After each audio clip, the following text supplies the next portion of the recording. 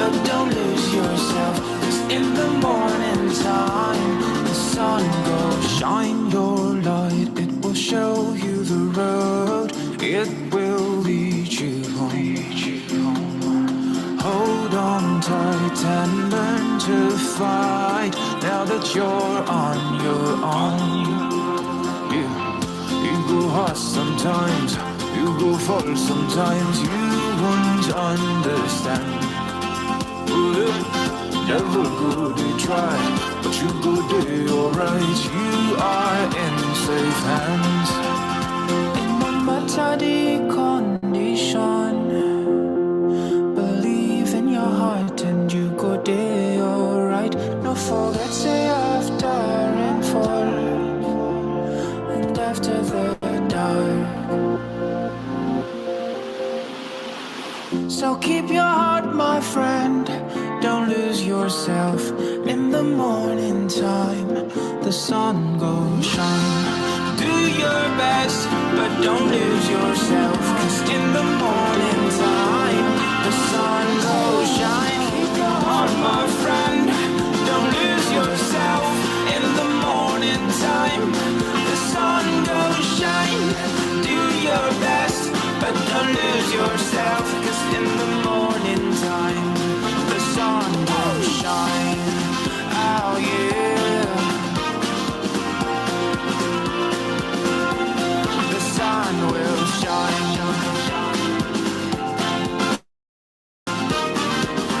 In the morning time, the sun will shine.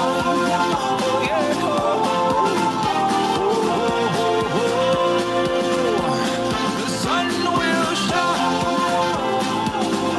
Almost breaking down, yeah. The sun must shine, the sun will shine.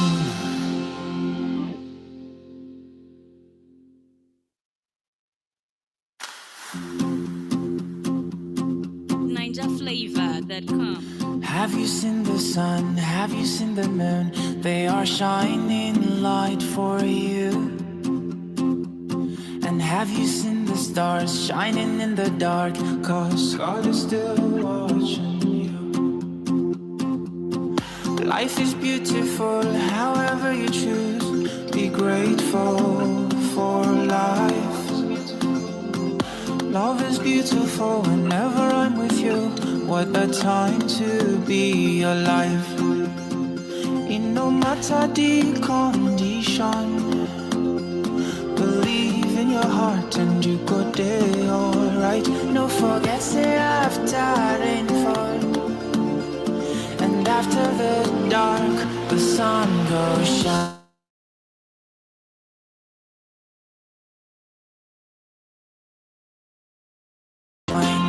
Do your best, but don't lose yourself, 'cause in the morning time, the sun goes. Have you ever seen the love in a mother's eyes when she holds her little one?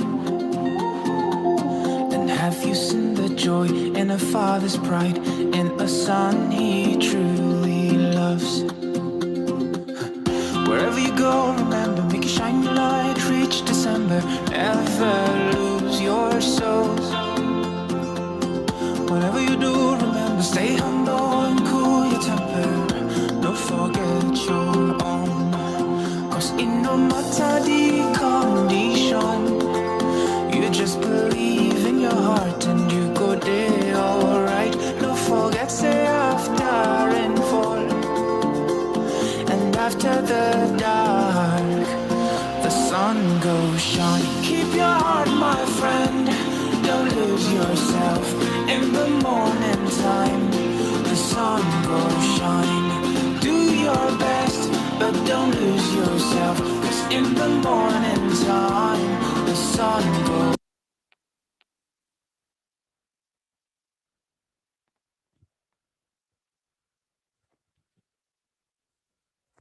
Thank God.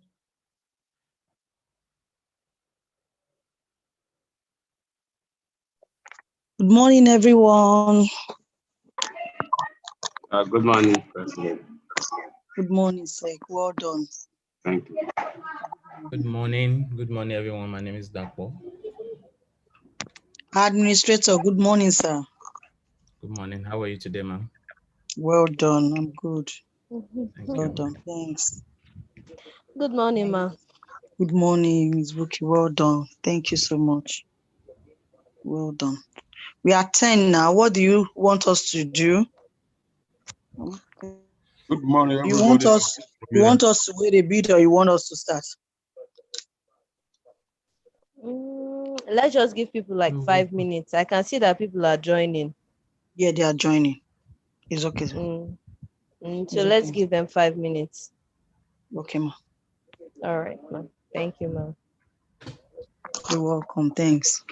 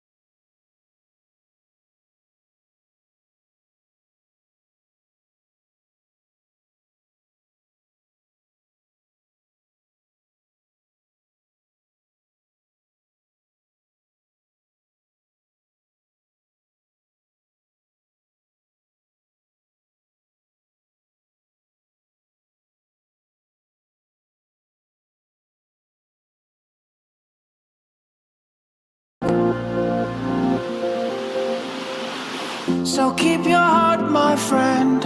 Don't lose yourself. In the morning time, the sun goes shine. Do your best, but don't lose yourself. 'Cause in the morning time, the sun goes shine. Keep your heart, my friend. Don't lose yourself. In the morning time, the sun goes shine. Your best, but don't lose yourself. 'Cause in the morning time, the sun will shine. Oh yeah, the sun will shine. In the morning time, the sun will shine. Oh yeah.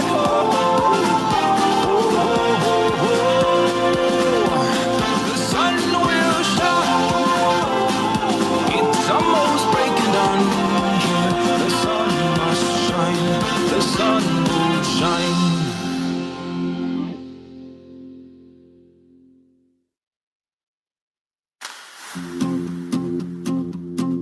NinjaFlavor.com.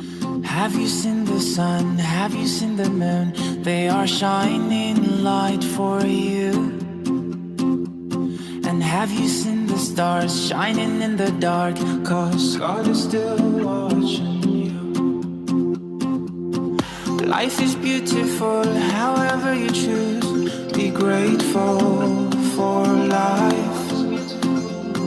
Love is beautiful whenever I'm with you. What a time to be alive. In no matter the condition, believe in your heart and you go there alright. No forget say after rainfall, and after the dark, the sun goes shine. Keep your heart, my friend. Don't lose yourself. In the morning time, the sun goes shine. Do your best, but don't lose yourself. 'Cause in the morning time, the sun goes. Have you ever seen the love in a mother's eyes when she holds her little one? And have you seen the joy in a father's pride in a son he true?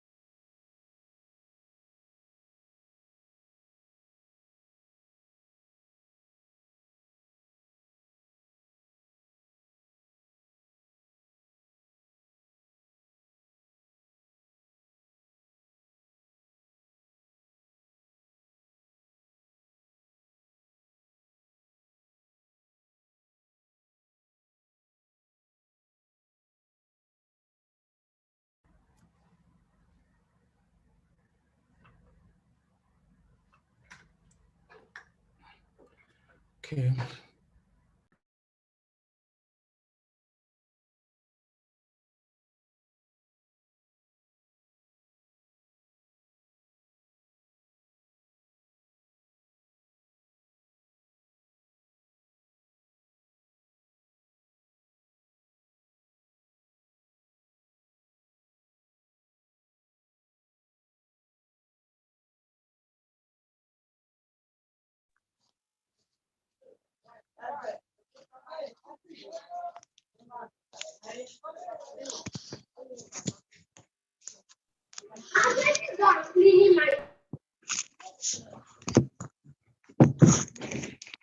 Yes.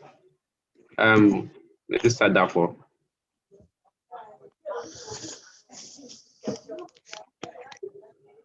Can you hear me, please?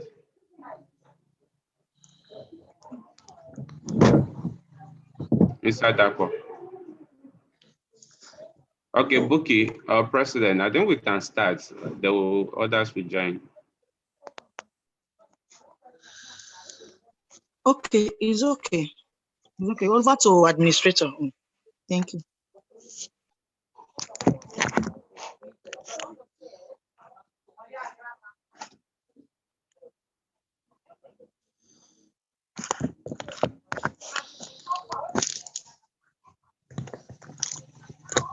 Okay, thank you. All right, sorry, I was on mute. So good morning, ladies and gentlemen. Good morning, the ESCO. Thank you so much for coming in and thank you for giving us this platform. I would like to say a big thank you to everyone that is here and congratulations to everyone in this group for making this happen eventually. So we are grateful to you. I want to say thank you to the ESCO for a very beautiful and good job that they are doing with the ASSP, ensuring that the different arms and organs of the associations are functional. So my special thanks to the president, Mrs. Messi. Thank you so much for this time. Without wasting so much of our time, I would like to start immediately. Today is very loaded and we are grateful for everyone that has been here. If you have one or two more persons that we're expecting to attend this session, I would like to encourage us to reach out to them now that we have started. And it's going to be a very rich session for us today. So we have speakers here that our speaker is already here even before time. So thank you so much for joining us. And of course, we have other coordinators of the different activities that we are doing today who are already here as well. So we are going to start very shortly, but before we do that, I would like to have a quick remark from the president, Mrs. Mercy Refo. Thank you very much, administrator. Good morning to you and good morning to everyone once more. Am I being heard, sir? Yes, we can hear you very clearly. Okay, thank you so much. Sorry, President, 1 minute. Except you are the one making presentation, please kindly switch off your video so that we can have a seamless network.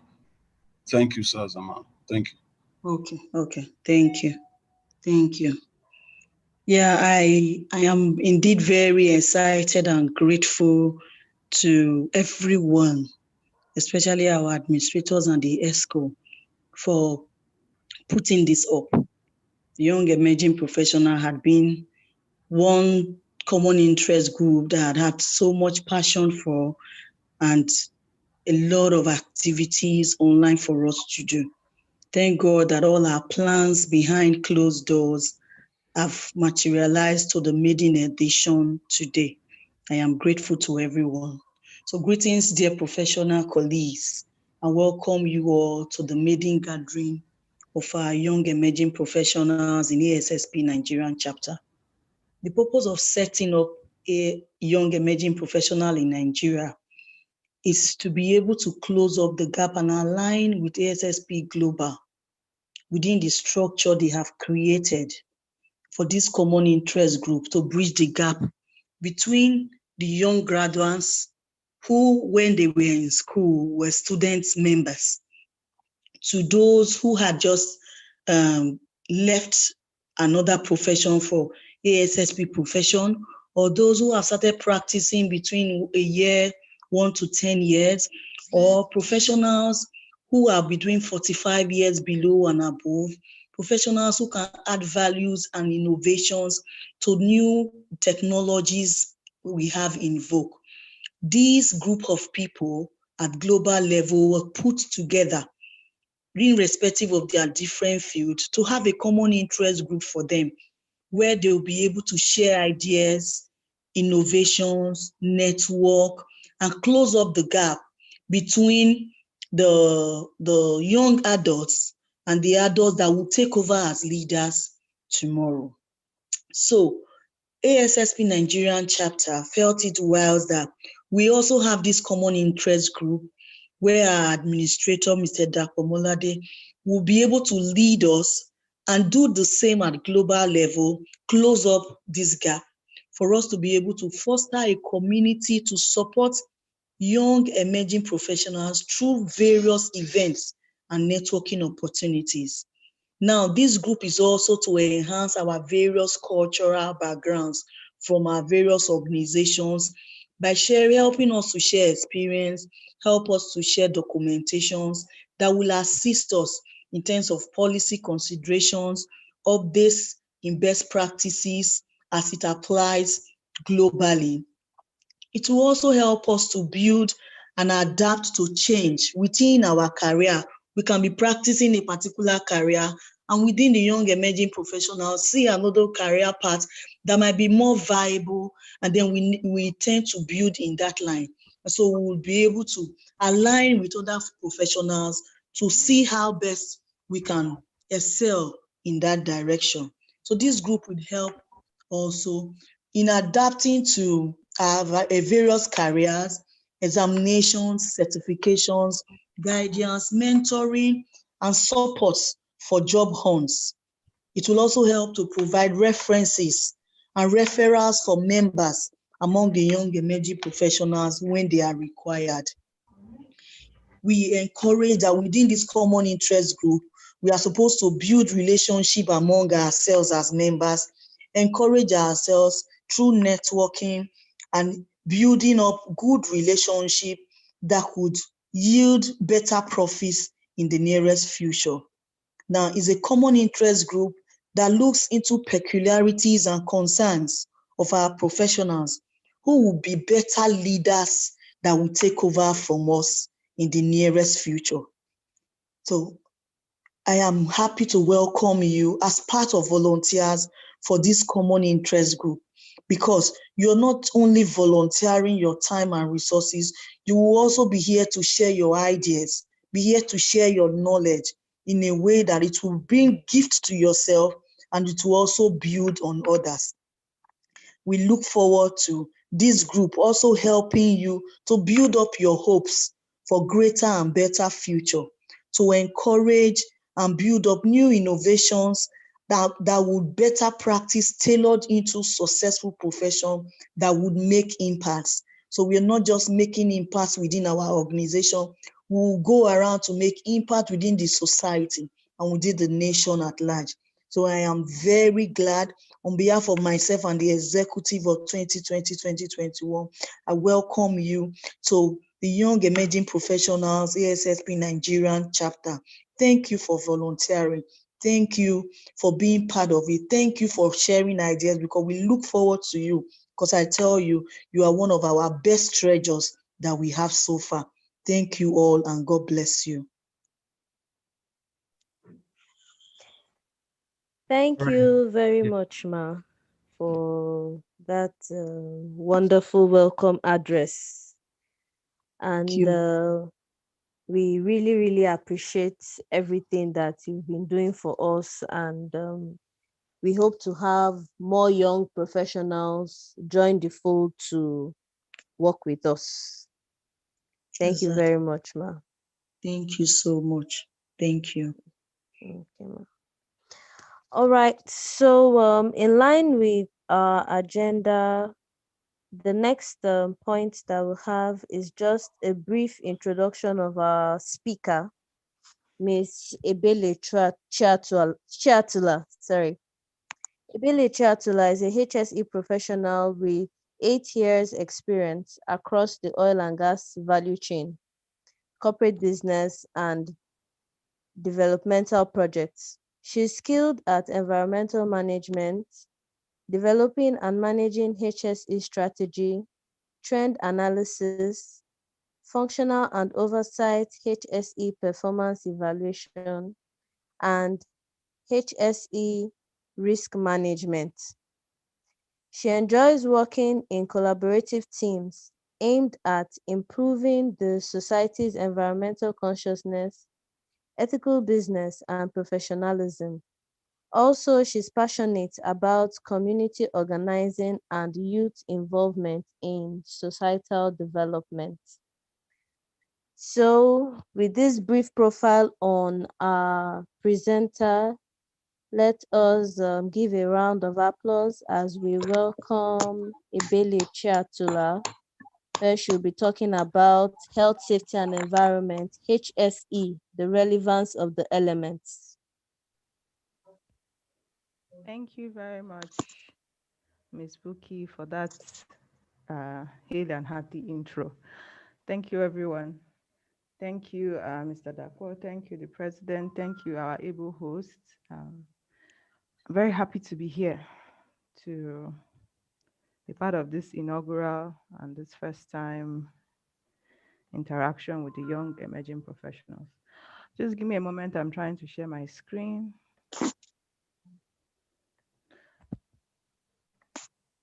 Thank you very much, Ma, for your volunteering. We appreciate you. Thank you.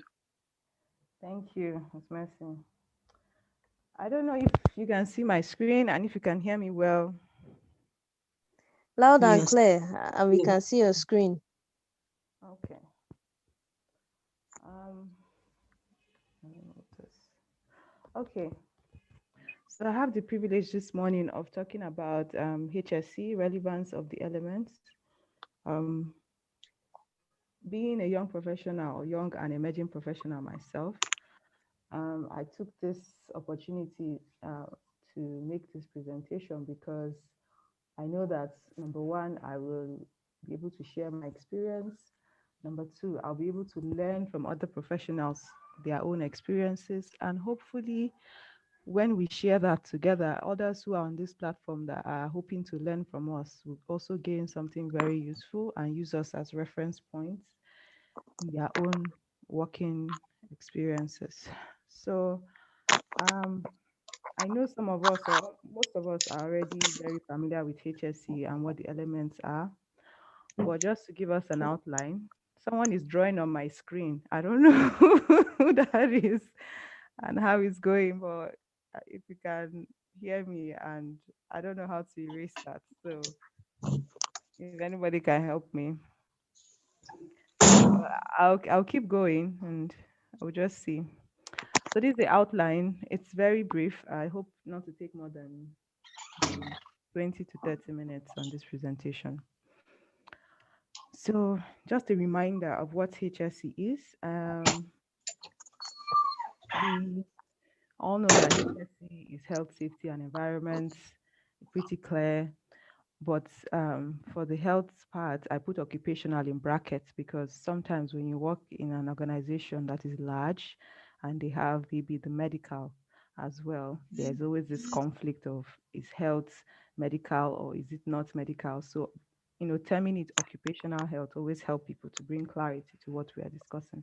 So occupational health, just a measure of your physical and mental fitness for a job. Then safety being the condition or state of being protected from risk or injury.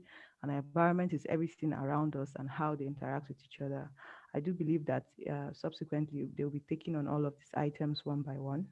So I wouldn't waste much time on it. But HSE core functional classification. I decided to put this because when you work with a lot of people, a lot of multifunctional teams, the lines can get crossed pretty quickly. And because some of the terms we use are different from what they use, and the way we discuss on HS is pretty different. So I put this slide here to give us a reminder of how HSE interacts with the business, because when we're talking about relevance of HSE, HSE is like a risk that occurs once you have a business, you have an activity going on. you have to manage the HSE, so you have to manage HSE risk that comes with it. But if you have no business or you have no activity, the risk is no longer there, except the risk of staying one place and doing nothing. That one is a different type of risk. But I mean, when you are in a business and you are you are engaging in different activities, you have HSE risks attached to it. And so in business, they really think about it in three main aspects: your process, technology, and the people. And then most especially your brand. There's no business that doesn't have a brand. Whatever your brand is, your brand is, we are a 24-hour delivery, we have the best pizza in town, we have the best products, we have the finest cars, whatever the brand is. Every business has a brand and they try to sell and maintain that brand. So for us in HSE, if we are to translate that, the technology will represent process safety management. The people will represent our management of occupational health and personal safety, while process will represent HSE management system, and the brand will more or less be under environmental management. And I say that because once you have something that has to do with the environment, there's a spill, there's a fire, there's something happening outdoors, and it is caused by your company or your organization, then your brand is impacted, because the next thing you know, you're on the news, you're on Twitter, you're on social media, and everyone is like, who did it? It is these people. Like the explosions that happened in Lagos, before anything could happen, say it's along NNPC pipeline, it's NNPC, is along. Meanwhile, it was someone who parked a truck of gas somewhere, and then, I don't know, it leaked and then it exploded. But because NNPC pipeline is along that area, we became the target. So our brand was affected. So that's how brand works. So it's the same thing. So that's why I try to put this matrix to help us bring the understanding between HSC and business, because when you interact with your colleagues at work and they are having all those challenges, you say, look, if you don't manage your process safety properly, it means that you are not paying attention to the technology part of your business. And technology is one of the functional classifications of business. If you cannot handle your technology, you can't maintain it, you don't have asset integrity, then you are severely impacting your business. So, um, so just this is more or less like more in-depth look at some of those core functional classifications. Um, like I said, most people are already very familiar with this, but we'll run through it quickly so that we make sure that we're all on the same plane. Process safety is more like a framework for managing integrity of operating systems and processes. So where I was speaking about handling technology in business, if, for example, you are a business that produces pure water now, your technology will be that pure water producing equipment, so including the water filtration system, packaging, and all of that. That would be your technology. So how do you make sure that whatever you're doing on with the technology is safe? You have to make sure you know the operating procedures. You have to make sure you have good design principles. And then you measure all that using 14 elements of process safety: employee participation, process safety information, hazard analysis, operating procedure, training, contractor management, pre-startup safety review, mechanical integrity. So there is a whole training and a whole industry dedicated to process safety. I will not go deep into it, but mostly what you need to remember is you are looking at loss prevention. You're trying to make sure you have safety on the line. You're trying to prevent fires. You're looking at asset integrity. You're trying to say the equipment I'm using, how good is it? And am I maintaining it the way I'm supposed to maintain it? Am I using it properly? Are the people who are using it competent enough to use it? Are they well trained? Are they following all the processes and procedures? So there's this slogan we have in the oil and gas industry. When you talk about process safety, we say it means keep the oil in the plants and pipes. We do not want to see it anywhere else. So once that is done, it means being process safety is at its best. Occupational safety, like we said, it's about the people. So it's about workers, their workspace, and how they interact with each other. Things you will hear are things like agronomics, personal safety, safety at the workplace. Then we have something they call life-saving rules. Life-saving rules in general, it was for we in the oil and gas industry, because the number of fatalities we have at some point began to rise after thorough investigation to identify what were the causes of it. So all those items were identified, and then they were put together as what we call life-saving rules. They may be 6, they may be 8, 9, 10, 12, depends on your organization. But the international standard for IOGP is about 6 or 8 now. And they will tell you some things like, okay, when you're working on electrical lines, you have to do this or you have to do that. So they are giving you key instructions on very high risk operations so that you know that if you have to engage in these things, you could lose your life. So make sure you take the proper precautions and you'll be safe during that activity. HSE management systems. So that's bringing more on the processes. So it's having structure and documentation systems for managing HSE risk in an organization. Um, it's risk-based approach because, like we said, when you talk about HSE to business people, they are looking at the risk involved and how do they manage it. So we also have risk-based approach to managing HSE. So you identify what the risks are, what are the major risks, how do you control it, how do you mitigate it, and how do you make sure it doesn't reoccur. So some of the fundamentals of HSE are MS management systems, leadership commitment, implementation, risk management, and continuous improvement. I mean, there's a whole gamut of HSE management system. I know some people are already spinning in their seats. All the ISOs, you want to go down to ISO 45001, ISO 9000.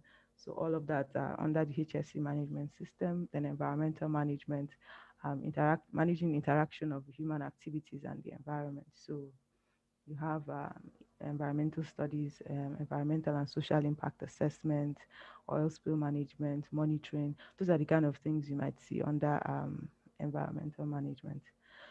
Okay, this is just a summary of all the HSC activities we are likely to undertake. And like I said, I'm bringing all this because when we want to talk about the elements of HSC and how important they are, to be good to come from a point of understanding what all the HSC activities are and how they relate to business so that it's not a bit of a jump when we are talking about the elements.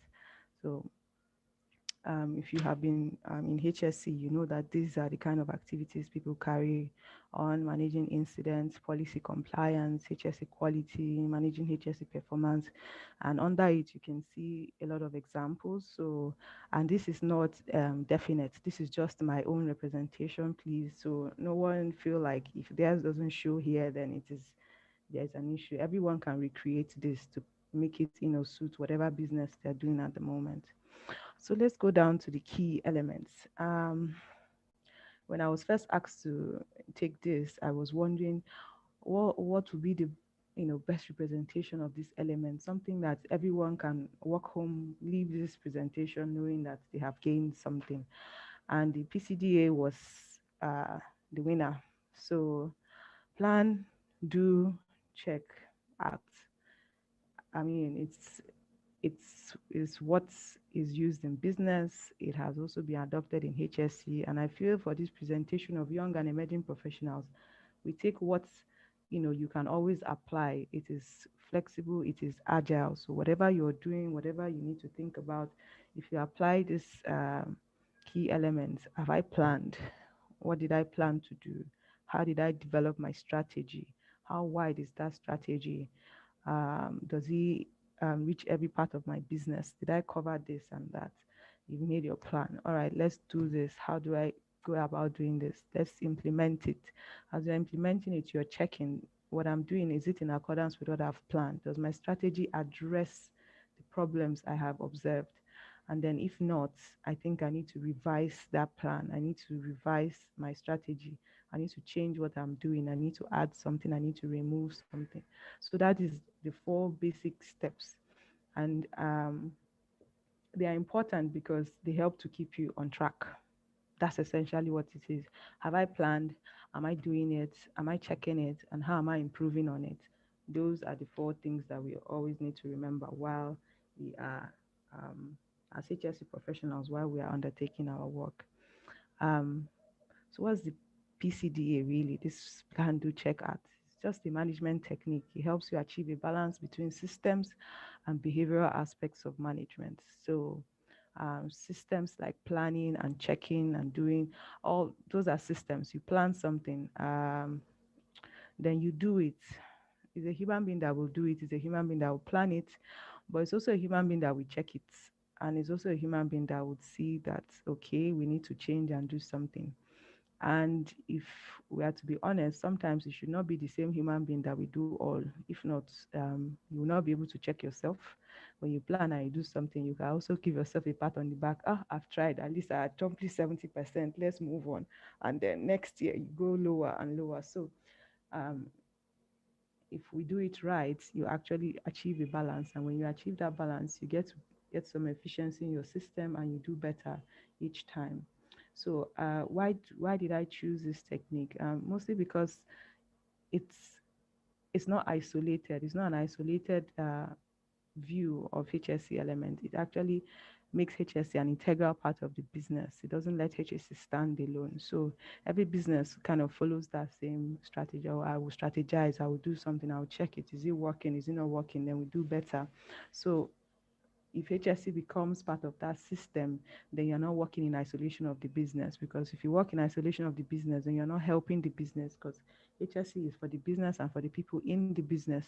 So there's no way HSC can work independently. As much as people like to feel like, okay, HSC is first and is best and is important, but when there's no business, there's no HSC. So we have to work hand in hand. And was this cue was taken from hsc.gov.uk. It's a site that most of us reference for information when we need to.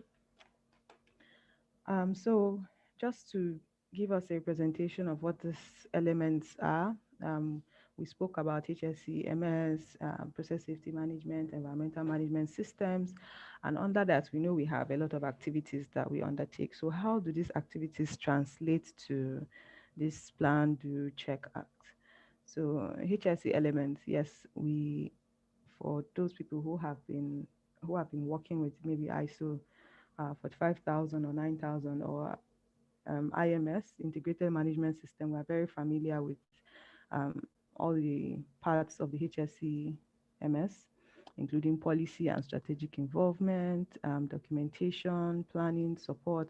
Yes, some of them are the old names which we know, but now most of it is just called planning. And that falls under the plan part, where I say you have to talk about what am I going to do? How do I strategize? Talking about context of organization, how far is my plan going to get to? Does it get to every part of my business? And how does it relate to external regulation? Am I planning for something in the future? Or am I just doing what I need to do at this moment? And then in the next few months, I have to start over. So that's what the plan is, as elaborate as possible to cover every part of your business. Then you carry out risk management, operations, hazards, and all that you do.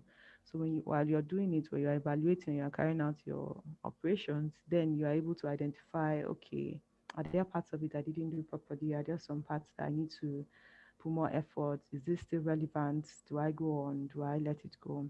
And then you check it. You check your performance. You say, how am I doing? Did I do well compared to my plan? What are the things I did and I didn't do properly? What are the things I could do better? Who were not involved that I need to involve next time?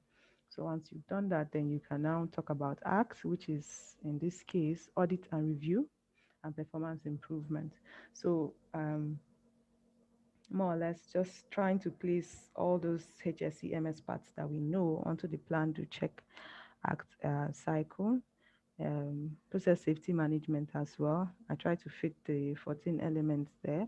Some of them should actually appear more than once in one or two places, but just to make it unambiguous, I try to just put what I felt was right. Now, it all depends on how and what you are doing sometimes. Employee participation being due can also be part of the plan, because when you ask employee to participate, you also want them to be able to make inputs on your plan. And then while you're doing something, if it is training or awareness, employees can actually be the one to train themselves in terms of someone with more experience training someone else with less experience. So they then design the awareness programs. They tell you how to go. So they're also part of the doing, even in the check-in, they can be there. So like I said, it just to make it clearer, I didn't want to repeat some of those elements, but they do all fall into the plan to check art circle in one way or the other. Mechanical integrity, incident investigations, I put them under check because when you are trying to ascertain mechanical integrity, you go there either before you install your equipment, while the equipment is in operations, but then you have processes you have to follow to do that. So you have like a compliance or a checklist or an audit. But before then, somebody else must have either installed the equipment or bought the equipment. So the activity has more or less taken place. So you are checking, is this equipment running as it should run? Are people using it as they should use it? Are they following all the procedures? How how reliable is my equipment? I hope it will not fail along the line. Can it stand 24 hours running? Does it pass the stress test? Are there corroded corners and what have you? So when you do that, you are essentially checking to see that what you have planned in terms of what was your scope and what kind of equipment you wanted and how much maintenance you wanted to do on it. Is it being done? So is why it's on the check. And then, like we said, continuous improvement has the act. Environmental and social impact assessment, ESIA. This was pretty straightforward. When you want to do an environmental assessment, you have the screening, scoping stage, where you sit down with the regulators and the stakeholders and you decide the scope of your project and what you're going to do, what levels of data gathering and information would you need. And then once you plan that, you do your actual data gathering and some literature review, looking around to see what data already exists, and you go onto the field and gather fresh data that you would use for your ESIA. And then you check it with your panel review or public review. So you are going through your documentation. What was your scope like? What data did you gather? Who and who did you talk to? What was your social assessment like? What did you find out? Is it in accordance with what is expected or not? And then you have public opinion, and then you have also your panelists. Your panelists are people appointed by the regulator, so they are usually environmental experts. They will then tell you how well you are doing, or how well you have done your um, data gathering and whether you have a good report. And then you have an environmental management plan that comes up afterwards. And that becomes your working document. So you are through with your assessment, but your assessment was one off. So how do you make sure that you keep your environment where you'll be operating in a state that represents a healthy ecosystem? And that's where the act comes in. Then you have to prepare and then prepare your activities in a way, maybe monthly, quarterly, and then review it by, constantly monitoring certain parameters. So that's how you do the Plan, Do, Check Act under the ESIA. Then HSE performance management included this because in every activity that we do as HSE professionals, we have to do some measure of performance management. And there you more or less have policy definement and your maybe your annual plan, your annual HSE plan, where some people even set KPIs, some set targets for their statistics, more or less, trying to say we don't have to cross this bar this year. Maybe we reach 40 or 500 UAUC. Let's see how we can bring that down, or near misses or number of cases investigated. So you start to put in activities that will help you achieve that. Then doing your risk profile and organizing your activities and resources and making sure you do what you have planned to do. How many awareness campaigns will you do, audits and all of that. That becomes your do part. And then you measure and track your performance. Maybe you have monthly or quarterly meetings where you look at what you've done and how it's impacting your business. And then if you see that you need to make improvements on that, you now review your performance and have like a new plan and say, okay, going forward from next quarter, let's change from this and then do this. So you are acting now, you're making improvements on your activities. So uh, all the activities I listed earlier, I try to also put Hello, it. hello, ma. Sorry to cut you. Please, can you be a little bit audible? Your Okay, thank voice you is very going too low now. Yeah, we can hardly hear you. All right. Thank you. Thank you for Thank that. you. I actually have a cold, and so I'm sure that's why Oh, it so keeps going. sorry. No, it's fine. It's fine. Thank you for that. Okay, I will okay. put my efforts. Thank you. So the HSC activities are here. I flashed that earlier. where I try to put a list of most of the activities as HSE professionals that we carry out. And like I said, my industry is different, but a lot of businesses still carry out similar activities. So where you see people having, they make observations, they define strategies, they have HSE plan, they have assessment plans, training programs, all of that can fall under the plan elements. And then the do can be training, inductions, your risk management, your inspections, your audits, regulatory audits, GHA, GSAs, and all of that. While your check now becomes management review meetings, stakeholder engagements, strategy review meetings, and then HSE policy improvement, and even LFIs can be one of the ways you try and improve on your HSE activities. So I think that kind of brings us to the Plan Do Check Act and what it is. And then, like I said, why is this PDCA important, and how does it help us? I mentioned earlier that it is an integrated approach. So it makes sure that HSE is not isolated from the business. It's an integral part of the business. Once it's an integral part of the business, you are sure to make impact where you need to make impact, not just making impact for the sake of HSE reporting. It also has structure that you can remember. So you plan something, you go ahead, you do it, you check how well you're doing it, and then you act to improve on it. So it has a structure and it's easy to follow. Like I said, the PDCA, if you can just put that acronym in your head somehow. Whenever you're doing something, ask yourself, did I have a plan? Did I check on it after doing it? Have I made any improvements? Are there places I should improve? And so it just keeps you focused.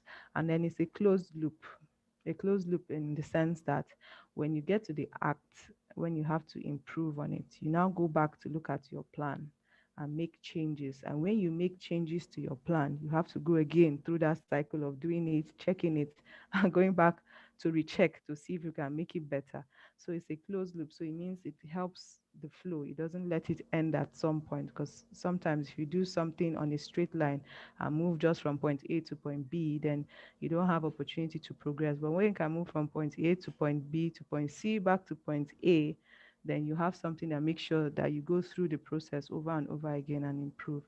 And then how can you implement PDCA? I said through your performance management tools. You have various performance management tools as HSE professionals that we can rely on. When we use those tools, we are able to go through the P PDCA um, cycle and do what we need to do. So evaluation, education, compliance, rewards and punishment, safety culture. These are the HSE performance management tools that we are quite familiar with. Evaluations means like your reports, your reviews, your statistics. Those are evaluation tools. So you have prepare reports, you look at them, so it allows you to evaluate what you've done. Then you have education as a performance management tools, where you have trainings, campaigns, meetings. Because in HSC, if you don't educate your organization, don't educate the people, they don't know what to do. So they need to know, they need to have that information. And as you're sharing that information, you're gauging their level of awareness. You're understanding whether what their competency level is where it should be. You're understanding whether they understand what the HSE risks are. So you're actually checking your performance in that same light. Compliance, you also use compliance to check your performance. You have a list of regulatory uh, um, you have a list of regulations, sorry, you should actually adhere to. And then until you inspect to see whether you are adhering to them, you don't know. So that compliance helps you to check your performance in terms of regulation. Rewards and punishment, even though a lot of people don't like to use punishment, but I know that these days people have um, made it not more of punishment but then rewards. But I put rewards and punishment because organizations are different. I cannot speak for every organization, but what the tool is called is reward and punishment. So if you violate, you have penalties. So if someone does something that is wrong, maybe HSE wise, it is flagged up, and if it is investigated that you're actually in the wrong, the violation does not mean that you get to be punished sometimes outright. Sometimes it might mean that you have to go for basic safety training for 3 hours, and that's in some organizations is your own way of punishment. But more than punishment, they are trying to re-educate you since they feel you don't understand. Then you have to go back through that training to be able to understand what you need to do. In safety culture, once you walk into an organization as a safety professional, you can actually experience their level of safety. You don't actually need to be told. You see it from people's behavior, you see it from organizational culture, from the door, what kind of posters they put up, the way people talk, the way they act around machinery. You can observe it just by looking at it. So safety culture is something that cannot be hidden, but it's behavior based. You have to observe behavior to be able to notice that. So you can also use that performance tool to understand how your PDCA is working and how best you can use it. Risk management is also another way. Like we said, risk management is an integral part of HSE management system. But I put it here because we said HSE is now risk-based. People use risk-based approach for HSE. So if you can follow some of the steps of risk management, going through identification, assessment, analysis, control, and monitoring, which also has a similar approach to the PCDA cycle, you would be able to ask yourself, am I doing this right? Am I going off again? Hello? No, I can hear you. No, you are No, good. we can You hear are you. good. All You are right. good.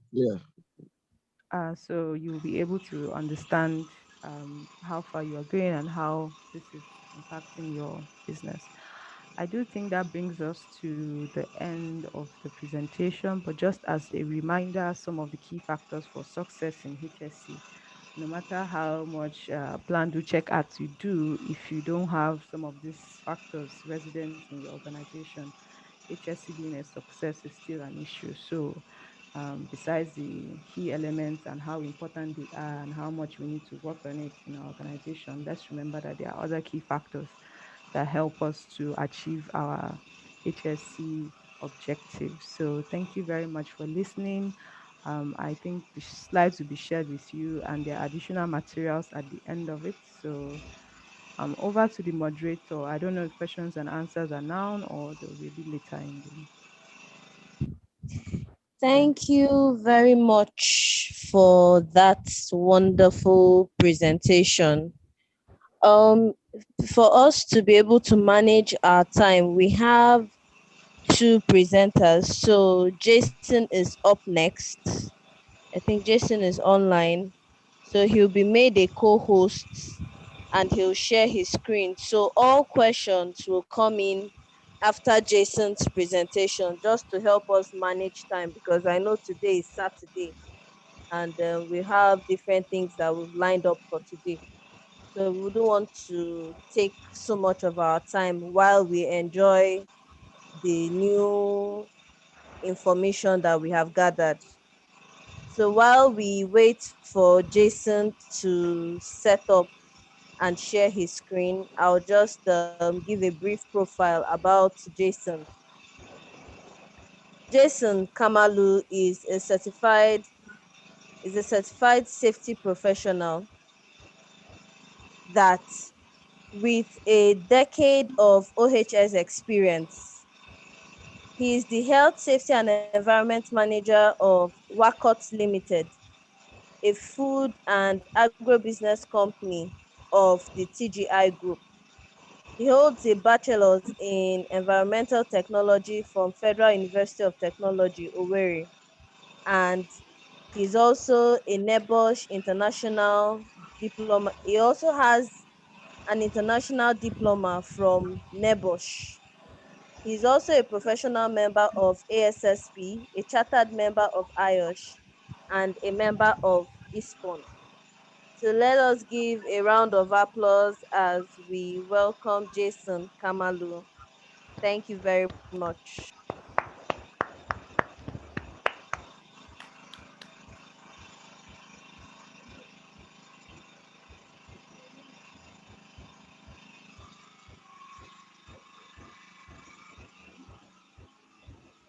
because when you were bad of training to me, now they want cat and then I'm not.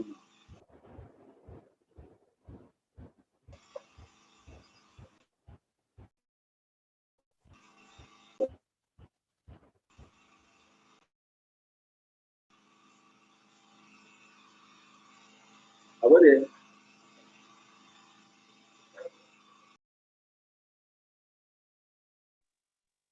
It's like Jason is out of the meeting. So let's just take question and answer. Okay, Okay, he just let's take. joined. Okay, he just joined. All right, all right. So, Jason, can you hear Jason, me? are you ready?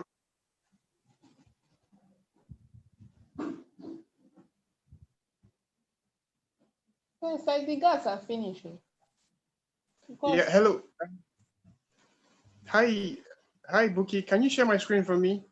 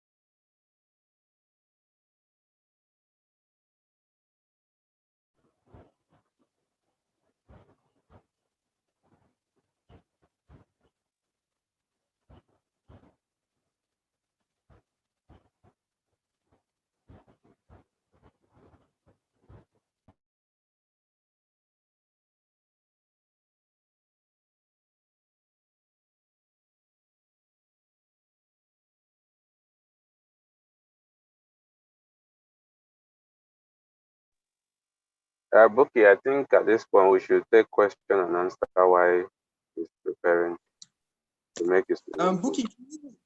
Buki, can you share my slide on your screen? Yeah, I'm trying to upload it. Okay. Or Okay. Omonoba, can you check? I think I sent it to you too. No, try and do it on your end because I'm using mobile and I'm not in a convenient place. Okay. Okay, why you're doing that? I think we should take questions for the first presenter to enable you take your time to share and get him ready. Okay.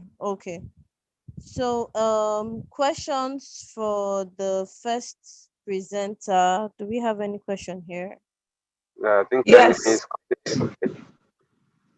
Yeah, some people's hands are up. Sorry. That's okay. I mean, go ahead.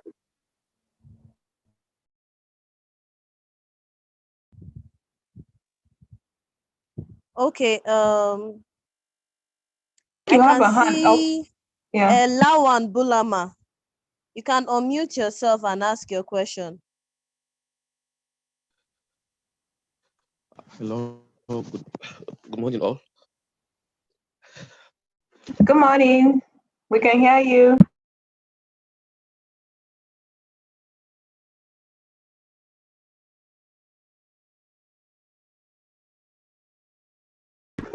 Bulama, we can hear you, but your mic is muted again. I think people can also post in the chat if they wish. Can you hear me now? Yes, yes. Okay. Thank you for the presentation. It's very, very, very interesting and educative, and straight to the point. Actually, I want to, let me put it, a comment. I don't know, though comment has not been mentioned by the moderator, but I think comment should also be part of it. In the aspect of your environmental management, I think it's better if aspect of not only the social impact assessment alone will serve for environmental management plan or program per se. You know, the social impact is a subset of the environmental management. Other components are also attached, though I know you just make it so brief so that you will line with the time that you have been given. But the health issue of the waste management issue, as well as the environment itself, which comprises the entire EIA, is also a very key component that uh, uh, one has to look into. Mr. Bunama, we lost you there. Just okay. You can hear us. I can hear you. Can you hear me? Hello? Can you hear me, please? Yeah, we can hear you. Go ahead. Okay. So the environmental management plan or the program, it consists not only the social but the other aspect. The health is the environment per se is there, where you consider things like the waste management and co, and that will give a robust form of environmental management plan. It's nice. So I just try to just put it in so that other colleagues will also remember it and key in into the environmental management program or plan where necessary. Thank you. All right, thank you very much, sir, for that. While others that are raising their hands, you can please drop your questions in the comment section. Jason, are you still with us? Hello, Jason.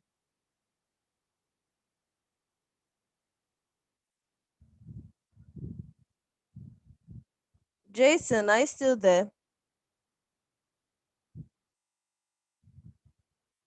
Okay, so I think he's having a network problem. He's out. I believe he will join again. So let's just take this next person that's their hands are up. Okay, the next person is Boma Harris. So, okay, can you please unmute yourself and ask your question? Then after your question, we'll go ahead with Jason's presentation. Can I go ahead now?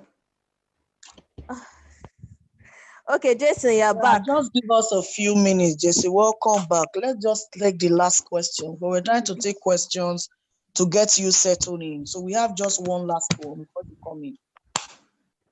So, Boma Harris, can you ask your question? Then after that, we'll go ahead with Jason's presentation.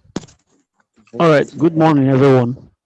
Good morning. All right. My name is Boma Harris. I wanted to ask this question based on the policies, and it has to do with the policies because I did a little analysis, mostly not just restricting it to the industries in general, but I come to find out that some of our schools, said secondary schools and primary schools, I think all this HSE of a thing, it's not too introduced in those secondary school and primary schools.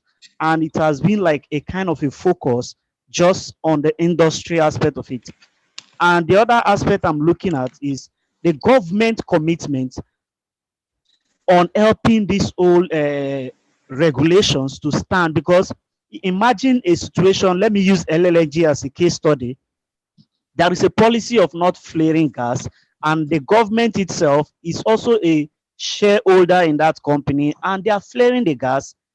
Meanwhile, the government are taking their own part of the share.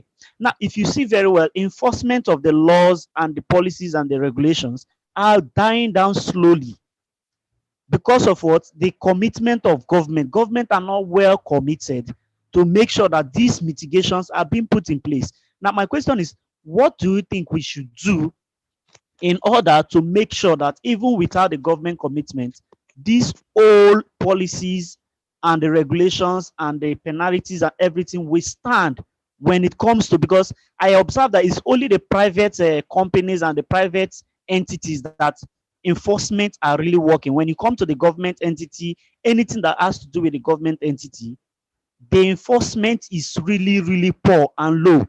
And also, let us look at the secondary school aspect, because like we are a community. What do we do now? We try as much as possible to send out this information. There are people out there that don't really know about this.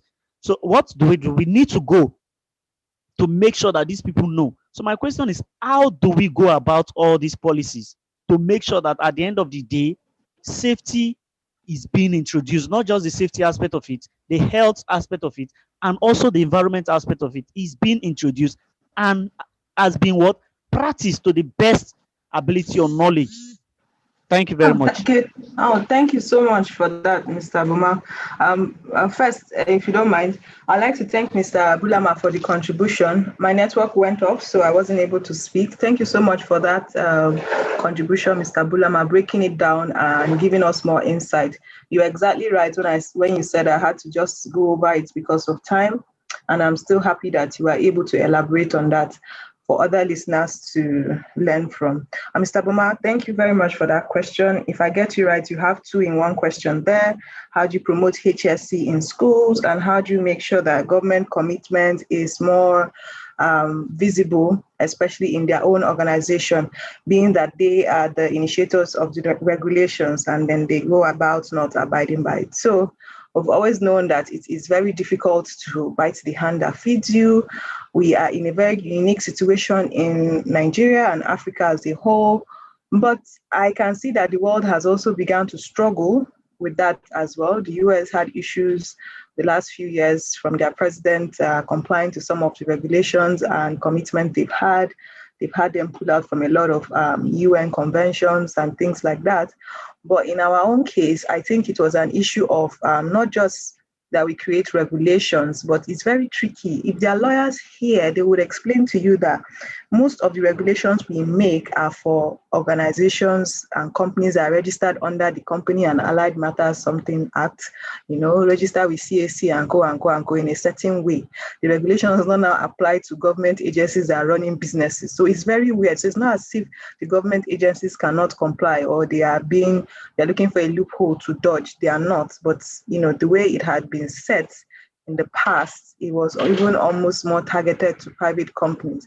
But there has been that lack of leadership and commitment. Like we said, one of the key factors for success is that leadership and commitment. And leadership in the case of government is the government itself, down from the presidency to whatever minister is in charge of the industry which you're speaking with to. And in the oil and gas, like you said, it's hard because to stop flaring is something that cannot be done in a day. So commitment means bringing resources, which is money. And sometimes when it's time to bring out that money, some people's hand can close and it's not very easy. So it's a highly complex issue, but I can assure you, being an insider, that is something that they are honestly trying to resolve because they are at least aware you can make money from harnessing flared gas. That one is on that side.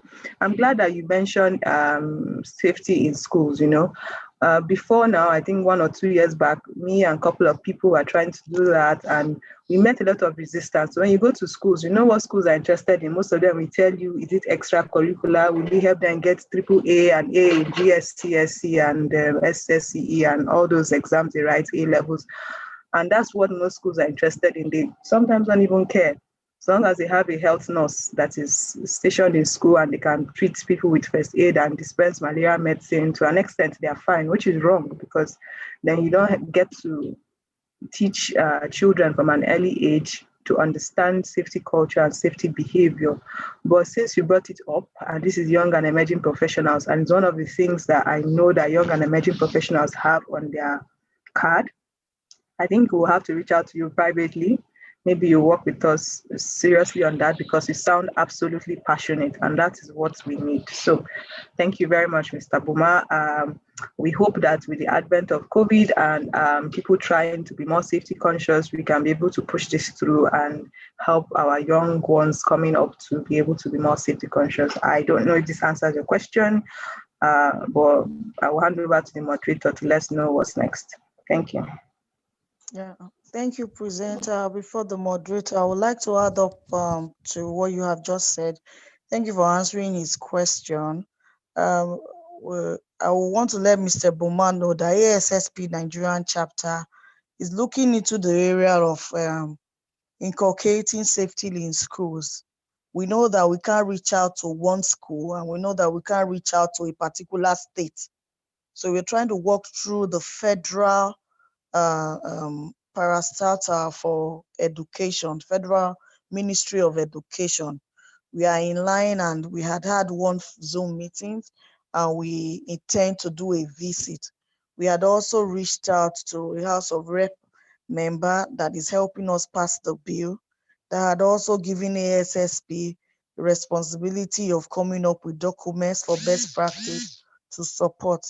And then the last visit, he told us about all the intricacies that goes around passing a bill. So we will not give up. We are on it as a professional body to try to ensure that the aspect of including safety in all aspects of our schools, especially from the kindergarten stages, accepted.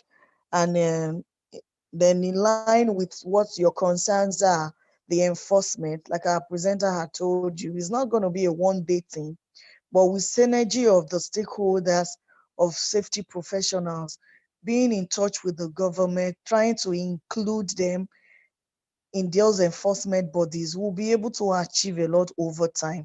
The most important thing that we know, these laws are there, they are not being effective, but we as safety bodies would push to make sure that what the purpose those enforcement bodies are set for, they are able to comply and act in that direction.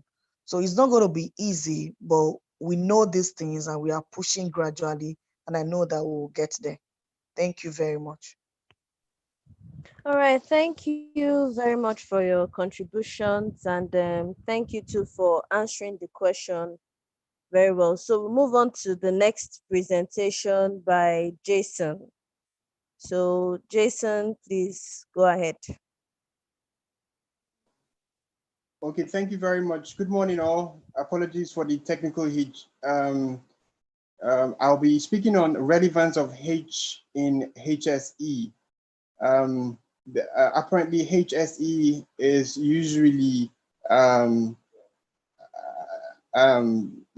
called in that short form, but we would like to find out from our discussion, being H, does it mean that it's less important than the others? Because most health and safety professionals speak a lot about safety and the environment, but we'll look at the relevance, its importance, its significance in the profession, health, safety, and environment. And we'll look at how it relates to the SDGs, how it relates to ISO 45001.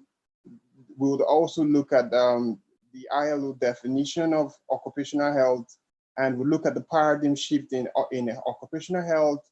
We'll also talk a bit about occupational diseases and occupational hygiene, as well as some of the risk control techniques, for example, exposure monitoring plan and workplace health surveillance. So I'm going to run through all this, knowing that we spent some time so that we can still catch up with the rest of the program. Please go ahead, Buki. Okay, so generally, when we hear of health, what comes to mind is health is wealth. Yes, health is indeed wealth. However, it's also worthy of note that health is one of the 17 sustainable development goals of the United Nations, and it appears in number 3. So good health and well-being is fundamental to the global strategy of world leaders. And that tells you how important it is. It takes the position number 3. But when we talk about occupation, when we talk about health, there's so many aspects of health. So what aspect concerns us as occupational health and safety professionals? Please, next slide. There's a document that we often refer to as OH&S professionals. That's the ISO 45001 document. Buki, could you take us to the next slide? So, thank you. So the ISO 45001 is the ISO standard for occupational health and safety management system. It's this document that that guides OHS professionals um, in so many facets of our activities, in risk assessment, in when it comes to leadership, when it comes to understanding the context of the organization. And the H of the health is also integral to this ISO 45001:2018. It's defined in the scope, and also it's also defined in the policy. No OH&S policy will be valid if it doesn't speak to the prevention of ill health and injuries. So it is core in building the occupational health and safety culture of any organization, as well as the management system. And yes, in clause 6, it talks about planning, it talks about identifying risk and identifying hazards and associated risk, as well as opportunities. In talking about that, we also have the outline the health, the health hazards there. And also in training and awareness, we speak about health also. It's fundamental. And then in the monitoring and evaluation, we also have the health related clause that speaks about occupational health complaints, health surveillance of workers, and work environment monitoring. So this helps us see the significance of health. Very, very key. But most times it's often downplayed by health, safety, and environment professionals. Well, we'll find out more about this today as emerging safety professionals, how we can elaborate on this. Now, in the ILO, the International Labour Organization, and the World Health Organization have a joint committee. And here is a definition for occupational health. Occupational health, the promotion and maintenance of the highest degree of physical, mental, and social well-being of workers in all occupations by preventing departures from health, controlling risk, and the adaptation of work to people and people to their jobs. It's significant to note that when we talk about occupation, we generally refer to the means of livelihood of people, regardless of if it's formal or if it's informal, regardless of if it has a defined workplace or it doesn't have a structured workplace. So from this definition, it helps us to see that occupational health is more concerned about promoting and maintaining the highest degree of not just our physical health. Some people say it's the absence of illness, but we will see a paradigm shift in occupational health recently. Next slide, please. So here we have a paradigm shift in occupational health recently. And the paradigm shift is from occupational health to public health, as well as mental health. Now, this year, 2020, the theme of the World Day for Health and Safety is safety and health at work can save lives, stop the pandemic. Now, we see that the ILO that has always defined the focus of the OHS Day is beginning to widen the horizon. That was exactly how it was captured in 2019. In 2019, in the World Day for Health and Safety, because the theme was health and safety at the heart of the future of work. And then it was the ILO's centenary celebration. And then we started looking at emerging OHS risk, emerging aspects of work for the future. And then the ILO defined that the profession would have to widen from strictly occupational health, but also to embrace public health, as well as psychosocial risks. We can also see that paradigm shift too in WHO. Buki, can you expand the slide so that it's visible to all? I think, okay, so I'll try and read out from here. So here also the WHO is stakeholder too in World Health, in World Health issues and matters. Also made a statement on his website saying, recognizing that occupational health is closely linked to public health and health system development. WHO is addressing all determinants of workers' health, including risk for disease and injury in the occupational environment, social and individual factors, and access to the health services. So as occupational health practitioners, we may not be medical practitioners like doctors. However, we share one thing in common with the public health professionals, which is we promote physical, mental, and social well-being. While the occupational health is more risk-centric and is more preventative in its approach, public health speaks to the science of preventing disease and promoting health. So here, occupational health is proactive, and that's actually the key. That's actually one of the principles of OHS, being proactive and being preventive. So public health is more encompassing for the community, but it's quite different from for occupational health. And then we also have the emerging psychosocial risk. In the past 2 years, there's been a lot of awareness about mental health. Last month, we had World Mental Health Day, and from 2018, there's been an increase in OHS involvement in mental health. And this is very key because mental health issues transcends the workplace. So you have a depressed employee who comes to the workplace and he's handling a high risk activity or he's operating a machine. If he's absent-minded,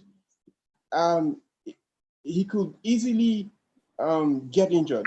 So OHS professionals are also expanding their horizon when it comes to health, not just health issues that relate to the occupation. We'll also, Buki, next slide, please. So what other relevance do we have for health in health, safety, and environment? Interestingly, this year, we had a revised national OSH policy, which was released. And a lot of us were excited, even though it wasn't the OHS bill that we wanted, which would have been all encompassing. But it's good to note that in the objective and in the scope section, this gives us some strong backing for us to drive occupational health in our workplace. For example, under the section objective in this policy, it speaks about one of the objectives of the OHS policy is to promote safety and health in focus here, and well-being of workers in all workplaces. In all workplaces, the woman that sells boli or that sells akara, that's her workplace.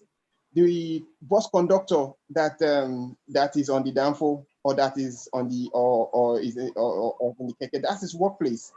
So promoting health and well-being of workers everywhere to reduce occurrences and incidents of accidents and work-related diseases. And of course, talking about the scope, the section in the policy too, it talks about establishing and operating of the occupational health services managed by trained, qualified occupational health practitioners. So that tells us that even in the OSH policy, we have a strong regulatory framework that can drive occupational health. Besides the OSH policy, in the Factory Act too, you have segments of the sections and segments of the Factory Act 2004 that also drives occupational health.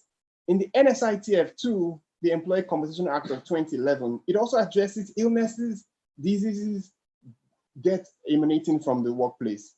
Well, as an OSH professional, one of my principles is that he that asserts must prove. So it's very, very key as young and emerging professionals that we take note of legal requirements as well as other guidelines that can help us drive the implementation of good occupational health practices in our workplace. That alone is a very strong force. Now, in 2019, the ILO released the statistics that every year, 2.78 million workers die from occupational accidents and work-related diseases, of which 2.4 million are disease-related. It goes on to state that 374 million workers suffer from non-fatal occupational accidents. Now, take this into perspective. It says that of the 2.74 million workers that die, that 2.4 million, 2.4 gives us about 86%. 2.4 of these deaths are disease-related. And in the report, it goes on to tell us that these who die from work-related diseases or occupational diseases become exposed to hazardous substances.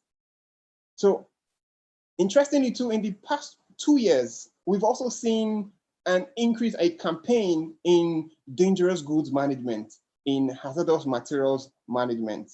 If we think about the explosion that happened in Beirut too this year, we'll trace the root cause of that to poor hazardous materials management.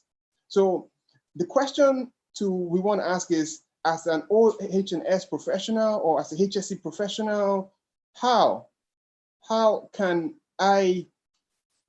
we be more effective in implementing health programs that can help us reduce incidents? Now, let's look at the business case for occupational health. Now, when we have a robust or comprehensive health surveillance in place or health system in place, and it would help us to, and this is captured in the hazard surveillance, as well as the implementation of the control measures, as well as the medical surveillance. What will be the effect? It helps us to, it increases employee wellness. It also reduces absenteeism. It increases productivity. And then it increases return on investment. Now, if you do a research on the top 50 best places to work, you find out that one thing that the employees speak about is they speak about the fact that in addition to their job satisfaction that they get, they feel safe.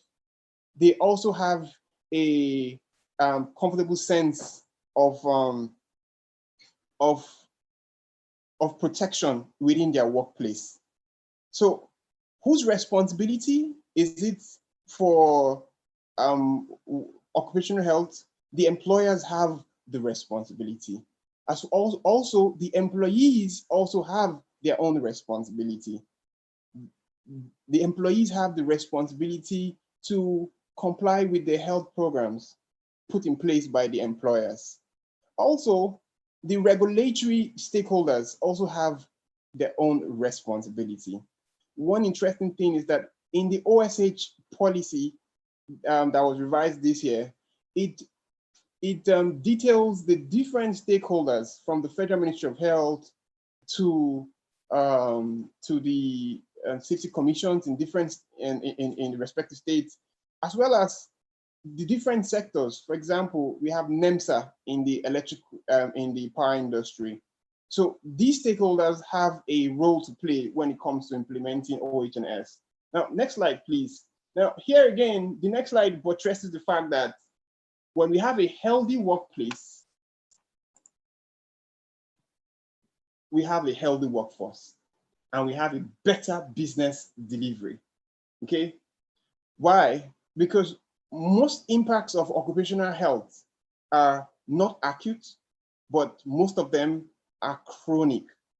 They have a prolonged effect. So exposure to hazardous substances or chemical agents, which we will see, who can slowly over time, even post-employment, have a debilitating effect on our body systems, on our body organs. So as a responsible employer of labor, as a responsible company, each organization is expected to ensure that occupational health aspect of health, safety, and environment is well catered for.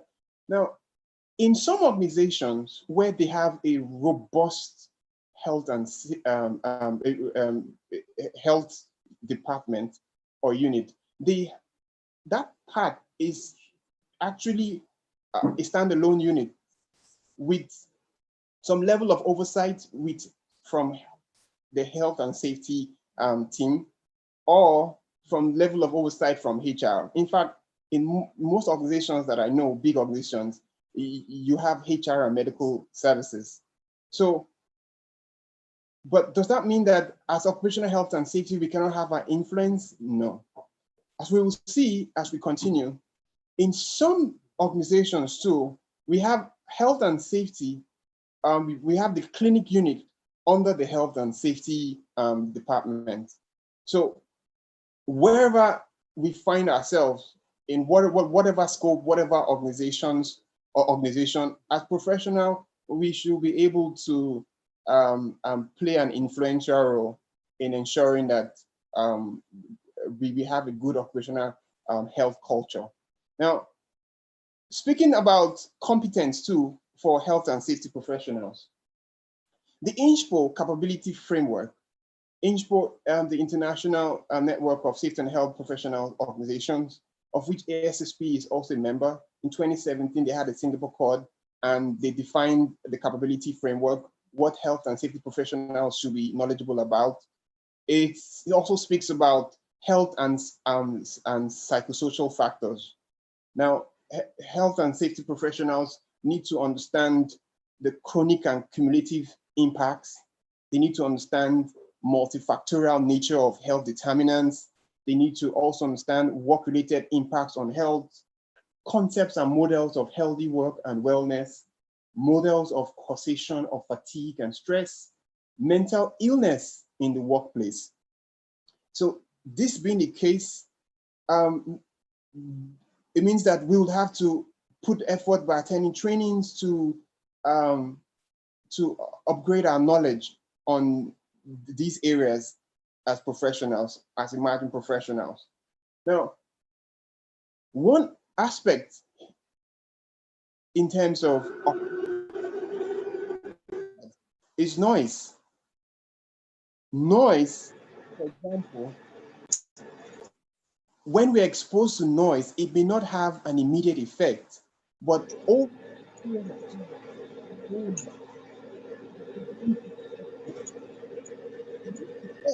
we might have headache.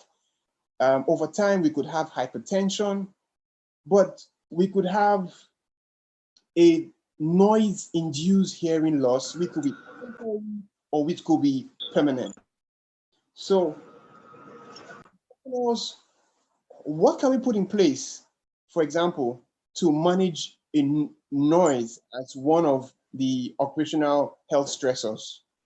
Having a hearing conservation program will do justice to that. Please, next slide.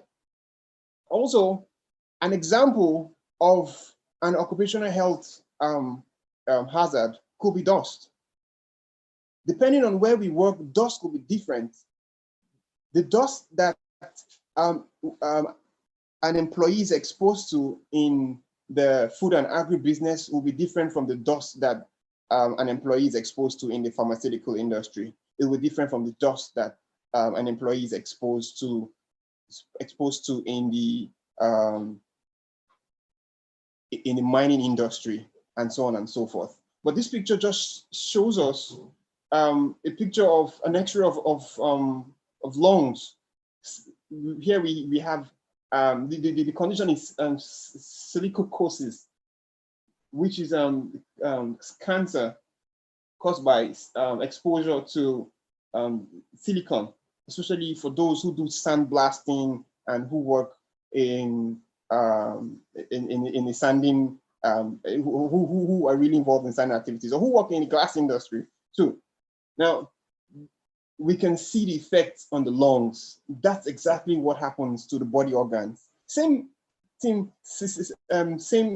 effect too we have for fibrosis on the tissue of a teacher, which looks fairly okay at 90 years, and we see that of an old miner in his 40s. Now, these are what we call occupational diseases. Now, take your mind back to the report of ILO that says about 86% of those that die are exposed to occupational diseases. So what exactly are occupational diseases? They are basically illnesses associated with the particular occupation or industry that we may work with. These diseases could result from exposure to a variety of biological, chemical, or physical factors that are present in the work environment. Now, some of these diseases, some of these factors or physical agents could be noise, like we've spoken about. It could be radiation. It could be cold. It could be pressure. It could be heat. Some of these could also be ergonomic issues based on our work environment and our work capabilities. So example of occupational diseases and their agents include brucellosis, leptospirosis. These are exposed diseases caused by biological agents. Of course, you have cancer of the skin, you have cancer of the lung, cancer of the bladder. You also have industrial neurosis for the diseases of the psychological origin. Now,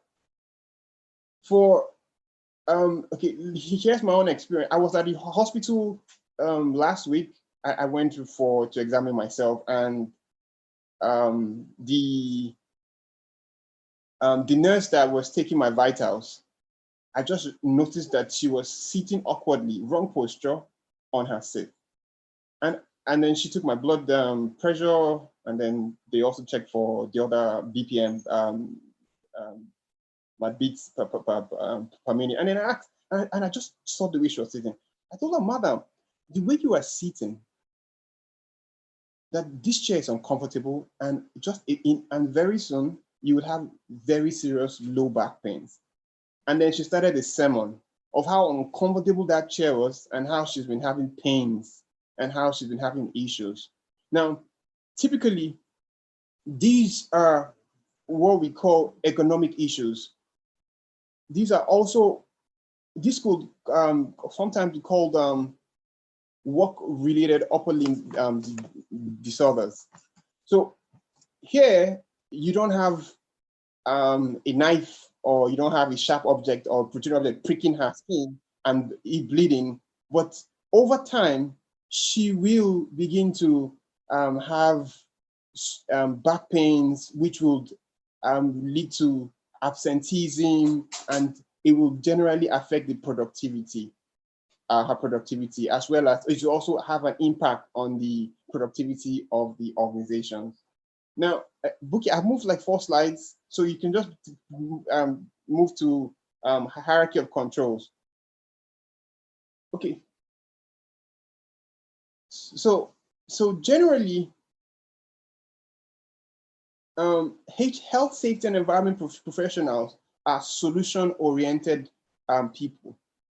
And here we have our hierarchy of controls, which is still very relevant in addressing health and safety, occupational health hazards and challenges. Basically, eliminating or removing the hazards helps us to remove it from source completely. Well, this could apply to a chemical agent. If that process is exposing employees or exposing members of the workforce to health hazards, and we know that that process can be modified, then it means that we can eliminate that.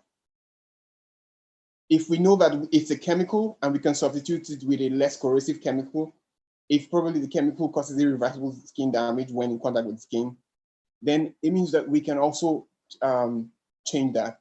Now, how, for example, can we get informed about managing hazardous material substances?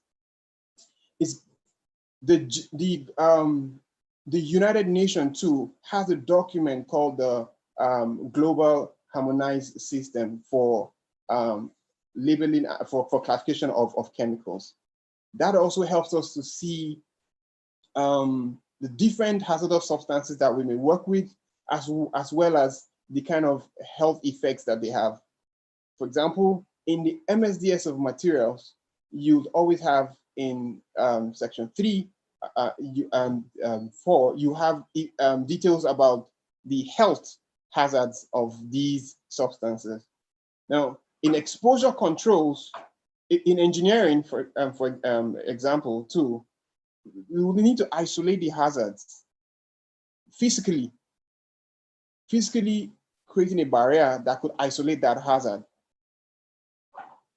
Exposure controls, warnings in terms of for chemical agents, having labels and warnings would also, we could have a hazard statement on the primary or secondary container of whatever chemical that is being contained. So that also is a warning. And these warnings come with different symbols for telling us about the health hazards that they can have. So, for example, when we see the skull and the bone, it helps us to see that these chemicals, this substance is toxic. Okay, and then when we have a symbol of a person with a cross sign, it tells us that this is also harmful, but to a lesser degree, it could be a sensitizer, especially if it has an exclamation mark. So these signs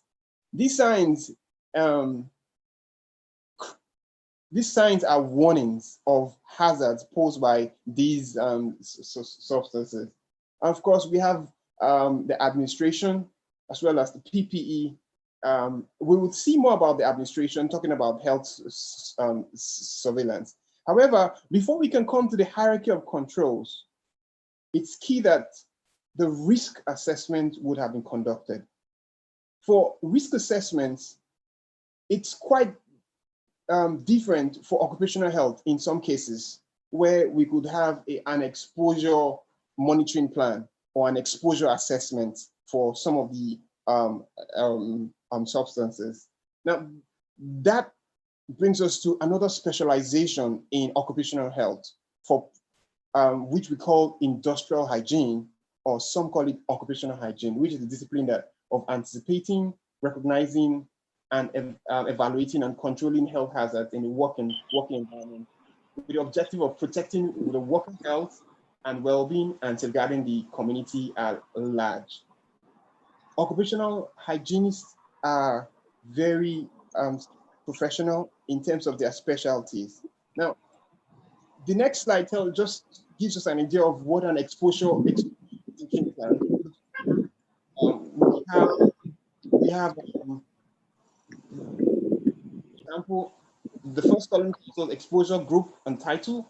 It tells us the activity, the source of exposure, the exposure to the measure, the method, the number and type, and that these are some remarks. So an exposure monitoring plan can help us when it comes to monitoring some of these occupational health stressors, some of these agents. Now, not all health and safety professionals are trained. And so one interesting thing is doing, for example, the environmental impact assessment or sorry, excuse me, during the occupational health and safety or environmental compliance monitoring plan. Some of these agents are measured, for example, dust in its SPM to see if they comply with regulatory standards. In some cases, they are proactively measured just to see the level of exposure of the employees to these substances, either in time with average or in short-term exposure limits. So health surveillance is also another tool which can be applied. The health surveillance applies to monitoring and evaluating. On one hand, as professionals, we want to prevent exposure of our employees to these health hazards, these stressors, these agents, and then we bring in the risk hierarchy of controls. However, on the other hand, the health surveillance can also help us to monitor and evaluate our employees. It could be done at pre-employment or intra-employment or post-employment. Usually for pre-employment, we call it the pre-placement screening, and then during the course of an employee's work, periodic screening, and at the end of the job is could have the exit screening. Now, these are some programs that we have that on site, which could help health and safety professionals to manage the health aspect of the HSE. Having a site clinic, having a workplace drug and alcohol testing program, having a comprehensive workplace wellness program, having a medvac plan administration, having a health facility audit, having an immunization program to, for example, for hepatitis, having a hepatitis B, having an immunization program, the workplace arranged can help employees so that these so that they are protected. Vaccination, immunization is one way of, especially for biological agents, for protecting the employees from that. And then we also have other health programs too that can help the professionals to manage the health aspect of health, safety, and environment. Having site-specific exposure detection that is still related to occupational health and hygiene, and also having a bloodborne pathogen exposure investigation, also having an evaluation of surveillance program effectiveness. Now, it's also good too that when we have health metrics too, we could measure the performance of the we could measure the effectiveness of the health performance by having health metrics that helps us to track the efficiency of our programs in place. Now, we've spoken so much about occupational health. Mental health, as we identified on the paradigm shift, is also an aspect of occupational health that we all have to be involved in. So we want to be very interactive with the workforce. Sometimes trying to understand from their own viewpoint what they go through can also help us to to advise them to either speak to a psychologist, or even helping them with a wellness program. An exercise regime can also help them manage their health. Education and health awareness in the workplace also helps us to promote occupational health, as well as also good hygiene, as well as sanitation. And then food management too, for organizations where you have food provided for employees, it's imperative that a food management program should be in place to ensure the safety of that.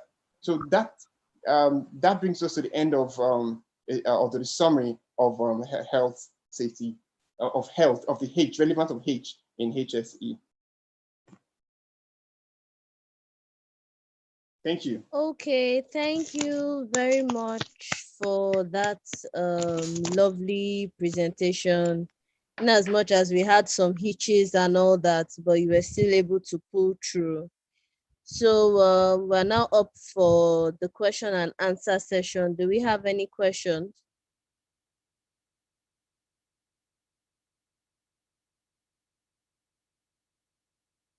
Do we have questions for the presenter? You can drop your questions in the chat box, or you could just indicate by raising your hand. The question, please. That boy here. Okay, go ahead, sir. All right. Okay. Thank you so very much, Jason, for that very comprehensive presentation. I think this is very deep when it comes to the H element in the HSE. From your presentation, it's obvious that we still have to do a lot in promoting the awareness of the H aspect of HSC in workplaces. How do we raise the bar? That's my question. How do we raise this bar? Because even today, you are called a safety officer. Do we need to call people health officer in order for you to raise this bar? Because a lot of safety people, like myself, we practically do not have so much information about the health element. And here we call ourselves HSC officer or HSC professional. What can we do to raise that bar so that the knowledge of H, especially globally, it is obvious now that that is the more killer of people in the workplace than even the physical safety issues that we see. So how do we raise the bar? Thank you very much. Yeah, okay, thank you very much, Mr. Dako. Thank you for listening. I'd also thank you for a quite incisive question too. I'd like to, I'd like to share my own experience of how I've been able to increase my own knowledge, and people can also contribute to how they have. Well, one way is by training. One way is by training, and the other way is by experience. For me, I come from a family where two of my siblings are in the health profession. My elder sister is a nurse. My younger sister is a doctor. However, I've actually found out that the occupational health aspect is one area that one needs to pay keen interest to. And paying keen interest would require associating with health professionals who can give more insight into this. Last year, we had a fantastic presentation in one of the other professional the other professional organization association on health surveillance. Well, I was there and I listened, and I just realized that by list and what he was actually trying to say was, being an occupational health professional, it's not exactly being a HSE. It's not exactly the same thing as being a health and safety professional, because you have specializations.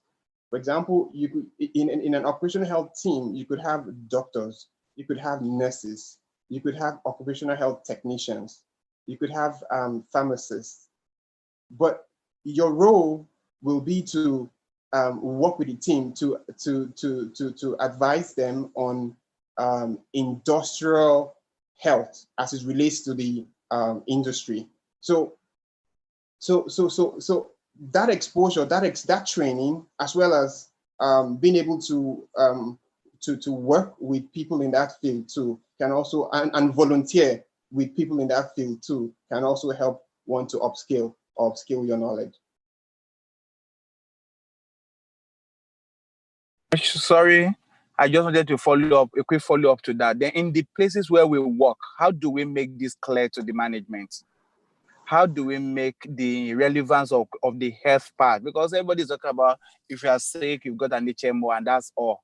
So how do we really make management see that this is actually a more serious issue than just providing PPE for people? Thank you. Okay, so I think one of the skills that OHS professionals have to imbibe and have to showcase is influence. In most organizations, HR manage pre-employment screening, as well as post-employment and even periodic medical screening. Now, sometimes they may not even be aware of the legal requirements of what they're expected to do. Now, when you have, for example, when you have Lagos State Ministry of Health officials or Federal Ministry of Health officials visit your facility, that's also another way you get to understand the requirements. So one of the things I did in my slide was to share one or two requirements from the OHS policy that requires that we put this in place or we put that in place. So if for example, I'm going to write for a proposal, then there has to be justification with that. And interestingly, this COVID has also brought a risk opportunity. Talking about risk, when we speak of negative risk, a lot of us understand that it's negative, but positive risk opportunity. Now, in most organizations, you get to do a temperature screening at the gate. Now, in most organizations, in some, they are provided with oximeters so that they can actually even check the saturated oxygen level. And these are practices that a lot of us can take advantage of now if we don't have a clinic on site. This would help us to and then keeping data. I think data is also another very, very important way we can promote this to management. Having record of sick leave absence, you can get that from HR, or you observe a worker who's not at work, and then you want to know why this person is not at work. Even though for health and safety professionals, we have a limit to how much information we can get in terms of health, and so we want to respect that. But when we know why, for example, you have 3 people who have reported at the clinic, and they reported for probably some respiratory issue, and then the question now will be, if they probably work in an area where there's a lot of dust, could it be that the local exhaust ventilation is not working effectively? Sometimes when the Federal Ministry of Health visit the facilities, they could make a recommendation and say, look, we want to see the lung function test of everybody in this section. So regulatory backing, very strong, data, very strong. And then we can also share best practice from what other industry stakeholders are also doing. I think with time, we'll get to raise the bar when it comes to occupational health in the workplace.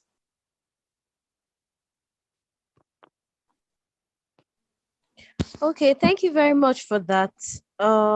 We have a question here from Ebele, and the question is, do you think we have enough mental health support in the workplace, and how do we improve on this? Okay, thank you, Ebele. I think mental health is relatively new to a lot of health and safety professionals. When I say relatively new, I mean in the last 2 years. For example, I believe I belong to another OSH body, and they did a survey in 2018. And one of the things they asked in the survey was, they were asking, do we think OHS professionals can actually do more in terms of mental health? And at the end of the survey, the result was released, and it showed that a lot of professionals think that we can do a lot. So if you ask me, I don't think we have, I don't think we're doing enough when it comes to mental health, but I think there's been a lot of awareness. There's been a lot of awareness recently, and I think this should also be this should be sustained. OHS professionals could also go for short courses or trainings on mental health assessment and training, and it could also help them be very effective on the job, so that they can speak to psychosocial risk, and they could also capture it in their risk register as something that needs to be managed. Thank you very much for that. We have the hand of our president raised up, so Ma, you can unmute yourself and ask your question. Okay, thank you very much, Ms. Buki, and thank you, presenter, for a well-detailed training on HSE as its importance to health and safety. Now, mine is a contribution. I solely align to all his the way he has answered his questions, to reply the questions that had come forth. But I would say that as professionals, as safety professionals, we have been silent about the H in our safety profession. Like Mr. Dapo says, we concentrate much on the safety, concentrate much on the environment, and then even the environment suffer more. The health is most silent because we tend to take it to the physician, the public health specialist, and think we don't have a role to play. As safety professionals, we are not complete if we cannot look through health, safety, and the environment. So I would say a lot needs to be done. Who would pull the drive? We need to pull the drive. Like the presenter said, we could take courses, we could do much of research on various areas as it relates to our field. But if we are not healthy, then we can't even work. A lot of our pre-screening during our employment most times comes with properly fit. But within us, we know that I'm not specific in terms of the research number, but more than average percent of our workforce within 2 to 10 years have health challenges in one way or the other. Majority of them hide those health challenges. They don't want to talk about it. They are afraid not to be sacked. They are afraid not to be labeled. And then they don't have records. Many organizations don't have health records of their employees. So we need to wake up as professionals and look into health. Let's push to our management. Like he said, how do we up our game? How do we talk to this management? Awareness, simple awareness and campaigns. Write mails, do your presentations. During safety moments and safety briefings, talk about health issues. Let people know the essence of health importance as it relates to their job, that they should not play with it. If you don't monitor strictly people's health and you ask them to bring certificate of fitness, majority of them wouldn't go through the proper test. And now the health states that they are today will determine how they will live tomorrow. 2 years ago, we had our HSE week, and then we decided to do a free health screening for men. We looked at prostate for men, and we looked at breast cancers for women. I tell you, we had to, on health status, you try to be private as possible. But we were able to detect 17 women in my organization already having cancers unknown to them. And then we had 11 male having issues, but 4 particularly needed to be followed up. And now these people didn't just get up, because many people don't do yearly routine check, either because of the cost or because they feel it's waste of money. So, but that 2018 screening that we did, free health check, brought in experts into our system and ensured that we went through HRO to make sure that everybody participated during the break time, had 1 week, and they all came. You will go to the clinic for some you will do at the general hall. That revealed the state of our health. So let us as safety professionals drive the process of improving the health state of our employees or of our co-workers by striving to take monitoring seriously, by looking at awareness courses that could enable them know how much their health is and how important it is to productivity, how important it is to their lifespan, and how important it is to the reputation of the organization. I feel this will go a long way to be able to build our systems, improve our occupational health challenges that we are having over time, so that people don't retire or if within the work suffer health challenges. These are my little contributions to today's presentation. Thank you. Thank you very much, Ma, for that wonderful contribution, because I know that there are some organizations that may not take out time for such health screenings, and some may actually take out time for the health screening, but again, the follow-up process after the revelation of the result is another thing that has to be considered. So thank you very much for that contribution. Do we have any other question before we move to the next agenda, which is presentation of certificates to the presenters?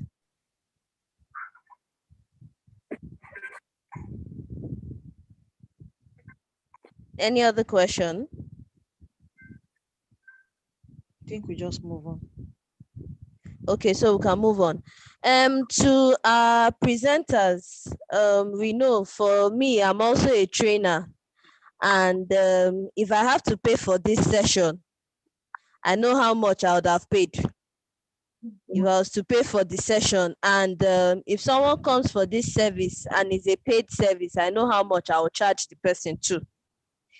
So that being said, well, from ASSP Young Emerging Professionals, silver and gold, we have none, but what we have, we will give.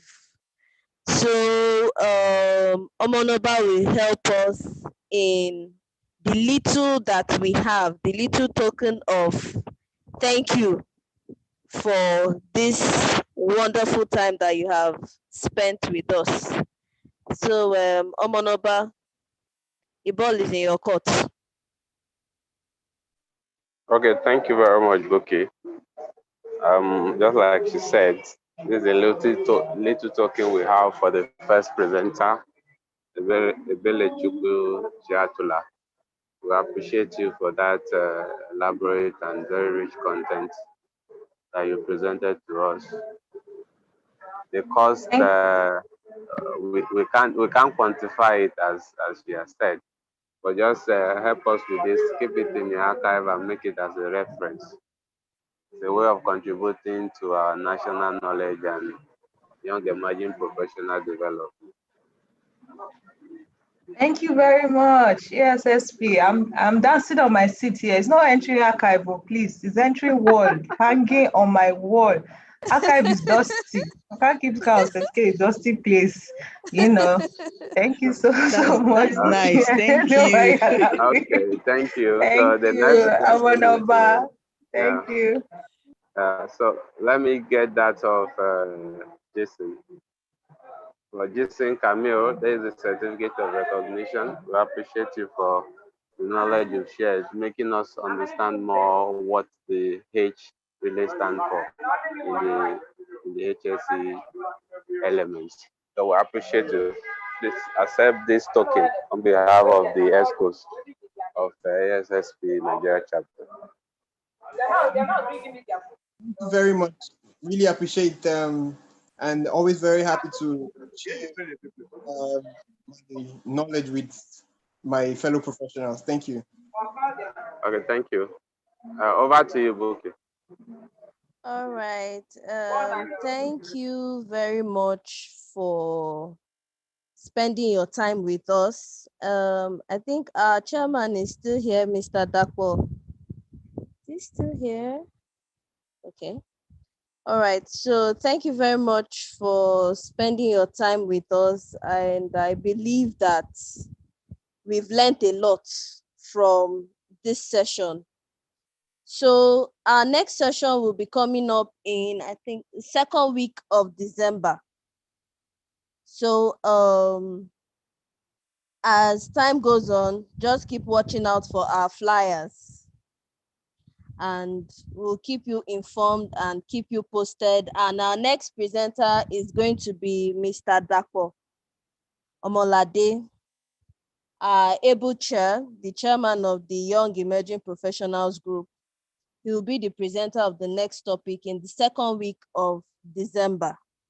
And the topic will be the relevance of the relevance of safety in HSE, health, safety, and environment. So we look forward to that date, and we ask everyone to stay safe and make sure that you carry out all that you know that you're supposed to do during this period of the pandemic. While going out, make use of your nose mask, carry your hand sanitizer with you, and we look forward to seeing you in our next session. So on behalf of the Young Emerging Professionals of ASSP, I say thank you very much for your time and have a lovely weekend. Thank you too. Thank you very much. Thank you Thank all. you. Thank you, participants. Thank you, ESCO. We are glad to have this session kick off. For those that have not joined the emerging professionals, I would urge you to join. We'll be sending the link on our major platforms. And if you know those that are members that are not part, you could also call our notice to add them up. A lot needs to be done. And we know that with you, we can do great things and make a better future. Thank you all. See you in our next section. Until then, bye. Bye. Okay, bye everyone. Bye, everyone. Hey, everyone. Bye, everyone. Bye. Have a splendid weekend, everyone.